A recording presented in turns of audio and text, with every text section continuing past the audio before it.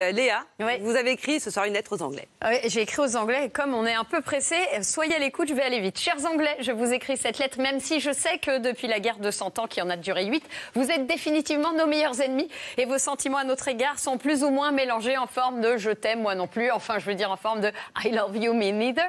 En tout cas, moi je vous admire, chers Anglais, vous êtes des inventeurs hors pair, mais il est vrai que vous avez un usage très curieux de vos inventions. Qu'on se dise par exemple que vous avez inventé le football, ok, mais on ne le croirait jamais au vu des résultats internationaux.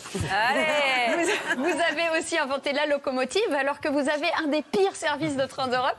Si vous voulez faire Londres-Birmingham en train, c'est possible, mais il faut casser son PEL et il faudra vous endetter sur 8 ans pour aller à Manchester. Mais c'est pas le pire, vous avez aussi inventé la chasse d'eau alors que Londres est le seul endroit au monde où ça ne semble pas poser de problème aux jeunes filles de s'accroupir derrière une voiture dans la rue pour faire les petites commotions, certes uniquement passé 2 heures du matin, mais quand même. Et vous avez, chers Anglais, inventé les lunettes de soleil. Pourquoi?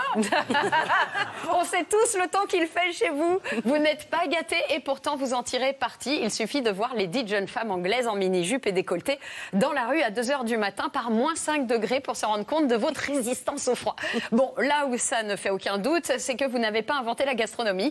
Rien que le mot pudding ressemble à un relent. Tu vois, pudding, pudding. Et la friture est définitivement votre passion puisque votre plat national est le fish and chips. Du poisson frit avec des frites suivi de, et je vous promets que c'est vrai, d'un mars frit dans l'huile. Autant vous dire qu'après ça repart pas du tout. En revanche, vous êtes, chers Anglais, extrêmement forts en royauté. On a l'impression que tout le monde est à moitié duc ou au pire un quart baron chez vous. Il faut dire que tout comme les abeilles, vous avez une reine. Laquelle vient d'ailleurs de décider qu'elle ne voulait plus rien avoir à faire avec le rouquin de la famille. C'est moche, it's disgusting, horrible, so sad. Les cours d'anglais en France commenceront d'ailleurs désormais par Where is Harry et plus Where is Brian. En tout cas, ça se passe bien sûr en grande partie à Londres, la seule ville du monde capable de donner l'impression que l'immobilier à Paris est bon marché. Une ville où les prix sont tout aussi à l'envers que le sens de la circulation. Et en parlant d'à l'envers, vous ne faites jamais les choses dans le bon sens. Qu'est-ce que c'est que cette histoire de Brexit qui n'en finit plus? Vous êtes aussi pénible qu'un chat qui veut sortir, puis non, puis oui, puis non, puis non, puis oui, puis non. Vous voulez quoi exactement? What do you want? Vous voulez qu'on vous mette une chatière pour pouvoir entrer, sortir à votre guise de l'Europe? Dites-nous. Pardon, mais si t'avances et tu recules, comment veux-tu, cher Anglais, que je t'accole?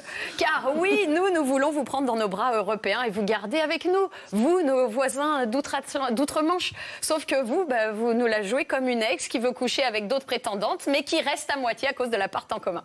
Voilà, chers Anglais, je voulais vous dire que même si l'Europe n'est pas votre tasse de thé, que ce soit celle de 9h, de 9h10, de 9h20, de 10h, 11h, 11h30, comme vous voulez, nous, on vous aime presque autant qu'on n'aime pas votre bouffe, ce qui n'est pas peu dire.